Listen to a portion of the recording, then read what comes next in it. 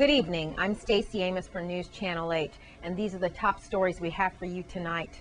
A bloody weekend leaves 3 dead on St. Croix.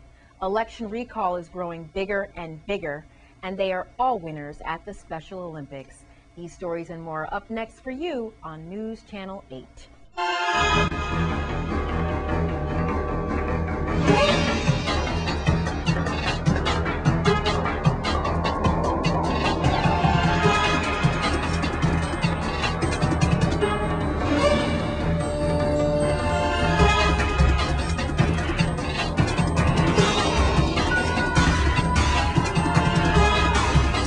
In our top story tonight, it was a nightmare for emergency responders over the weekend on St. Croix, not to mention the grieving family members who will not forget this weekend. We start with a 69-year-old who was killed with a machete. Thanks a lot, Stacey. A very bloody weekend, to be sure. I can't believe it. Right now, we are near 276 Adventure Hill, okay? This apparently was the home of 69-year-old Leroy Jardin. We could hear a family pet back there, and apparently he lived alone. Here's what we have. On Saturday, March 11th at about 12:30 p.m., police were dispatched to an assault case in Estate Adventure Hill. When officers arrived on the scene, they saw a male victim who was later identified as 69-year-old Leroy Jardin with several large lacerations on his head and face from an apparent machete attack. The victim was transported to the hospital and was pronounced dead by medical staff about an hour later. This case continues to be under investigation. If you know anything, please call detectives at 712-6077, 712-6037. You can call 911 or Crime Stoppers. Looks like Mr. Jardin had a dog inside. Very sad if he lived alone. Who's going to feed that dog now? Perhaps the animal shelter might have to come in, and perhaps his family can take care of that dog. For now, that's all we hear are the cries from a dog left behind as his master was viciously attacked at Adventure Hill. I'm Wes Small for News Channel 8. Details are still sketchy, but we do have a suspect in custody. And no, Wes, the news just gets worse and worse. A 22-year-old man is dead and another in stable condition after an altercation went horribly wrong at a gas station near Sunny Isle Friday night. News Channel 8's Wes Small has that sad story. Thanks a lot, Stacey. It was a horrible weekend for us all in our territory. I believe the homicide rate is 9 for St. Croix, 7 for St. Thomas. Vehicular homicides and accidents to be counted as well. It was around midnight, Stacey, that we have 22-year-old Daniel Brow with a 21-year acquaintance of his, 21 years old. And something happened in this area. On Friday, March 10th at about midnight, Daniel Brow, age 22, died from a gunshot to his head in the vicinity of the Shuama service station in the Sunny Isles area. Police said Brow and another 21-year-old male went to the gas station, and while there, Brow was involved in a brief argument with another male. Police said their preliminary investigation revealed that after the argument, Brow turned to walk away and was shot at least once. The second victim was shot multiple times. The suspect fled the area in a vehicle, police said. The 2 victims were taken to the Governor Juan F. Huey Hospital and Medical Center, where Brow was pronounced dead by medical staff. The second victim was treated for his injuries. Police said Brow had a weapon in his possession and that several spent shell casings were retrieved from the scene, which will undergo forensic testing. If you know anything, please call detectives at 712-6077, 712-6037. You can call 911 or Crime Stoppers. That 21-year-old is still hanging on. I just called Juan Louis Hospital, and as of around 12:30 this afternoon anyway, Stacey, he was still in stable condition. Stacey, back to you in the newsroom. I'm Wes Small for News Channel 8. Unfortunately, the carnage isn't over yet. A 40-year-old man was struck and killed by a hit-and-run driver in the Williams Delight area earlier today. News Channel 8's Wes Small has more. Thank you, Stacey, and the news still doesn't get any better. We're here in Williams Delight, right? Queen Mary Highway, better known as Centerline Road. And as the cameraman starts panning, notice it. We're near the Laundry and also the Crusaders Club. It was 4:40 this morning, just 20 minutes before 5. We have a 40-year-old male who was struck by a vehicle and then killed. On Monday, March 12th, at about 5:45 a.m., police were called to a hit-and-run accident that occurred on Queen Mary Highway near the Crusaders nightclub and the Williams Delight laundromat. Traffic Investigation Bureau officers observed a 40-year-old man who was struck by a vehicle. He was later pronounced dead by medical personnel. Witnesses told police that they saw a gold or light-colored car that was heading east, hit the victim, and then turned around and fled the area in a westerly direction. The vehicle did not stop, witnesses said. Police are asking the public if they see or are aware of a gold or light-colored vehicle that recently sustained damage to the front end or front bumpers to contact police and tell them what you know. Police are also appealing to mechanics and auto body repair persons that if they come into contact with a vehicle that recently sustained this type of damage, to immediately call police at Emergency 911 or Crime Stoppers USVI at 1-800-222-TIPS. Near the laundry, near Crusaders, Queen Mary Highway in Williams Delight. I'm Wes Small, 4 News Channel 8. The recall for the St. Croix Board of Elections is heightened these days. News Channel 8's Wes Small files this report. Thank you, Stacy. I'm with Miss Colleen Clark, who is just one of the leaders of a petition to recall members of the Board of Elections. I have to tell you, you might remember Delbert Bryant started this in a way, but I got to tell you, it's kind of like a rolling snowball, if you will. It's getting bigger and bigger. Now, y'all not disclosing the number that you have. Please come on in here too, sir.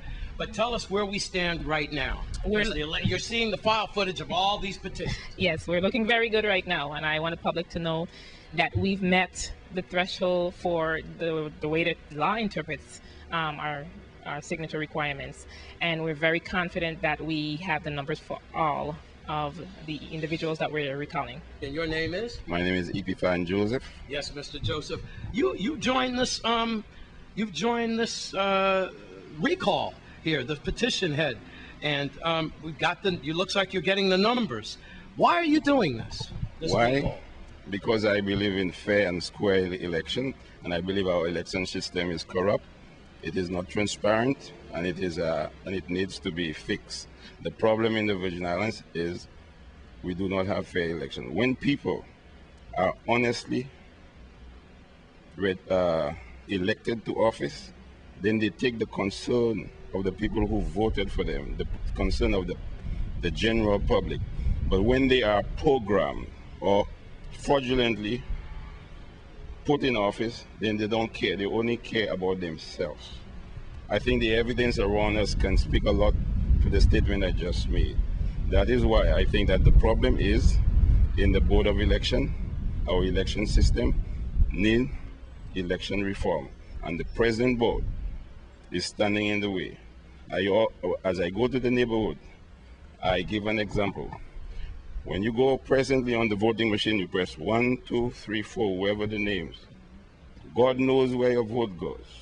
You don't know where it goes to, who received them. We have evidence that those machines that are archaic, almost 30 years old, who are not EAC certified, should not be in use today. We want machines the same way. You press 1, 2, 3, 4. The machine will give you a receipt, so therefore you can verify.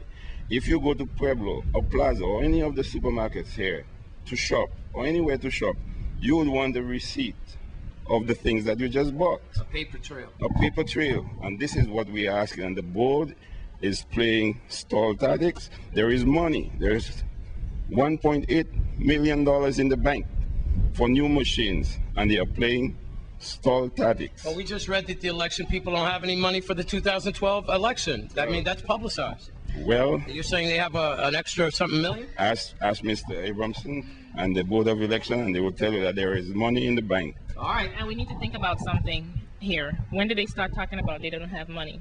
It's after we started our recall. I mean, where was this issue about not having enough money before the recall? I know one thing, it is coming we need not have any money. People need to really pay attention to what's going on here. I mean, we can't be playing with people. We're at election headquarters, and now let's go inside and take a look at what's going on with the election recall. We may be one of the few, if not the unique situation, where it is not state law It is federal law. Every other, I would assume that Wisconsin, Michigan, all the other 50 states have within their state law a recall. We don't. I'm sorry, sir. We have to deal with the fact that we are dealing with federal law. And I would like to also point out, because we are here, we are not the same as every other jurisdiction, as we all are well aware. We can't vote for president. So it doesn't matter what vote we cast. At the Board of Election in Sunny Isle, I have a feeling I'll be here again, even before November. I'm Wes Small for News Channel 8. It's your Caribbean Report when we come back.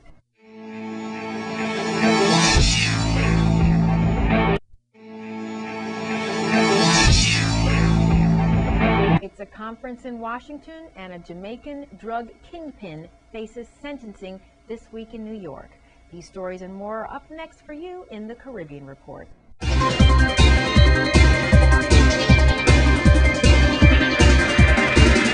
From Washington, an international conference titled Making Latin America and the Caribbean a More Equitable Society, Education, Economic Growth, and Corporate Social Responsibility, sponsored by the U.S. government, is being held at Georgetown University starting today.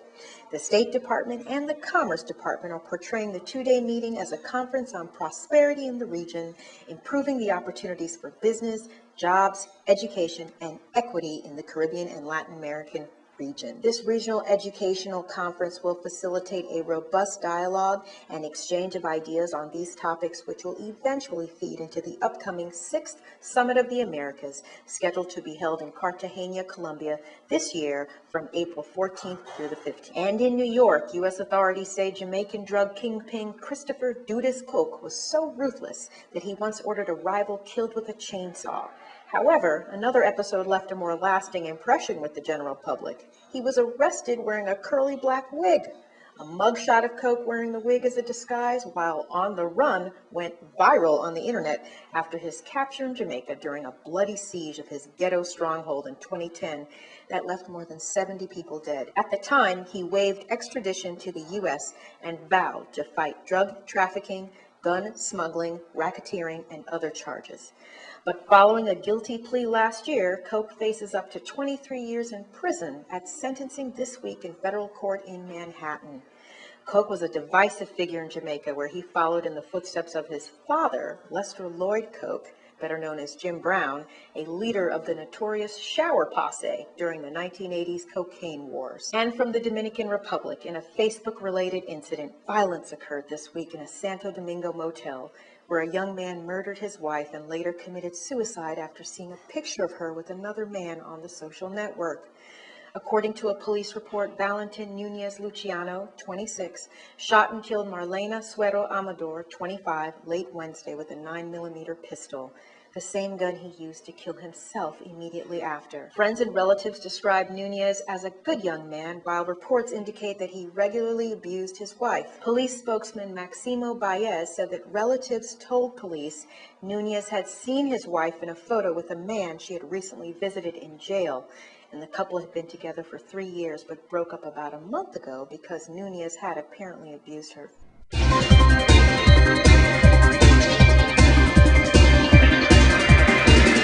Upon learning of his victory, presidential hopeful Mitt Romney issued this statement from his campaign headquarters in Boston. I'm sorry I can't be with you today in person, but I want to thank the Republican Party of the Virgin Islands for letting me join your caucus by video this morning.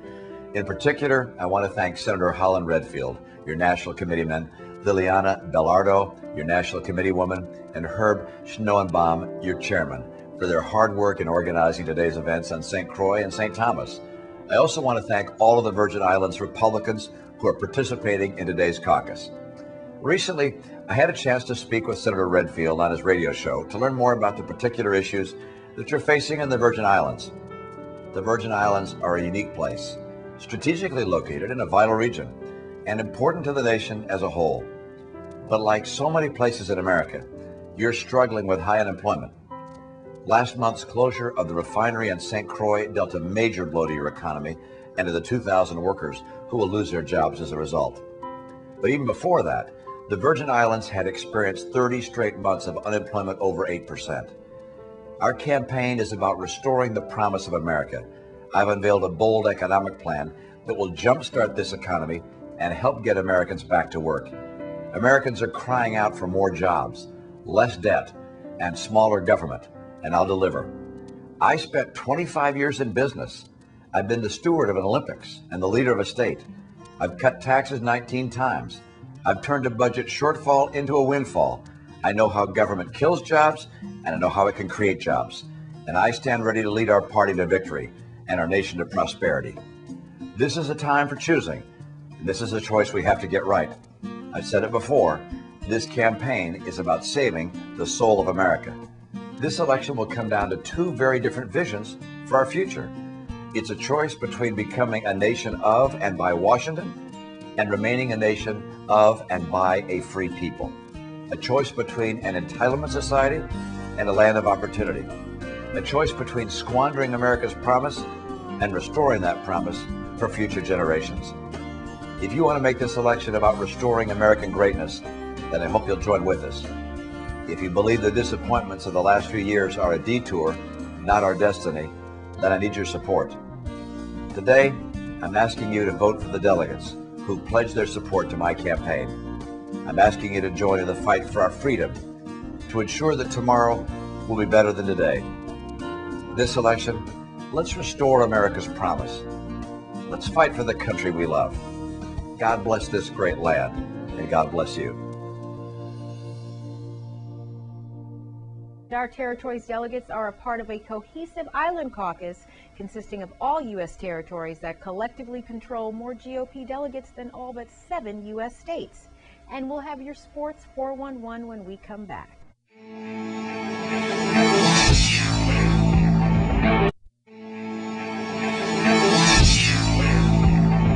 They were all winners at the Special Olympics this weekend. Let's check out the highlights. Hi, it's Janice Lee, and I'm out at Renaissance Park, Old Martin Marietta. For some of you, if you don't remember, we're having our St. Croix area Special Olympic Games.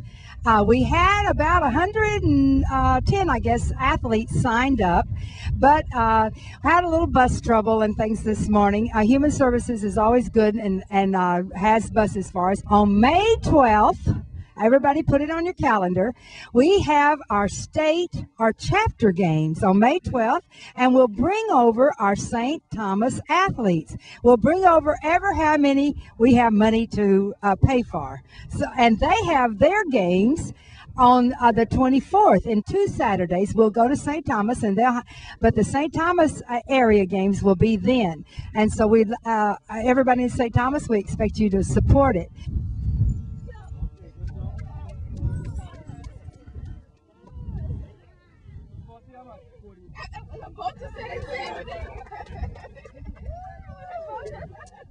We're here today with the Special Olympics on behalf of the governor and the people of the Virgin Islands. It's my pleasure to be here to take part in this event. We have always been supporting the Special Olympics athletes, but today is a special day for the athletes, and we have to treat them equal. They are no different from us. Yes, we know most of them need a little extra effort to accomplish things they want to do in life, but the message today is we need to show love, support, and encourage them. And they are all winners. There are no losers in this event.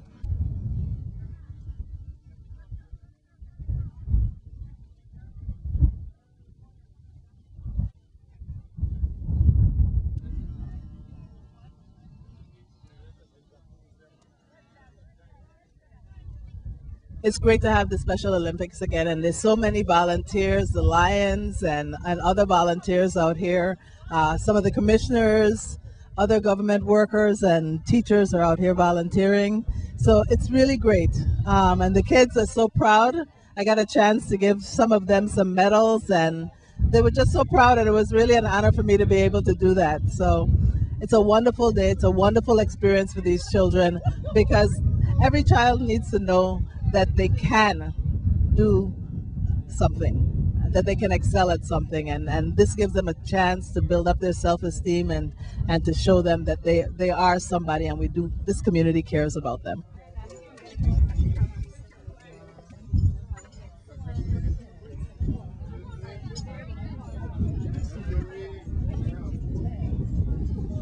I'm the Adjutant General Rinaldo Rivera, and I'm here at the Special Olympics with all of the kids. Phenomenal group of individuals. I'm hoping that everyone could come and support us every year. This is my 5th event, and it's really, really going well. Come on out and support the children.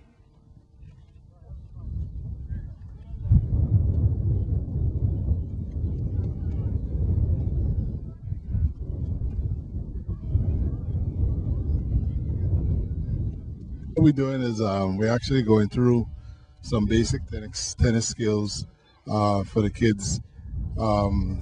This, as you know, this is Special Olympics. This is the local St. Croix games, and from this competition, then those kids that will be selected for maybe the district games between St. Croix and St. Thomas. But it's just going over basic tennis skills with them. And we have a couple of volunteers helping us. We have Miss St. Croix, and we have another young lady here. This is your Miss St. Croix for 2011-2012. I'm here volunteering at the Special Olympics with the tennis court. I hope to see everyone come out next year. We have a good turnout, but I would love to see more people come out and support the cause.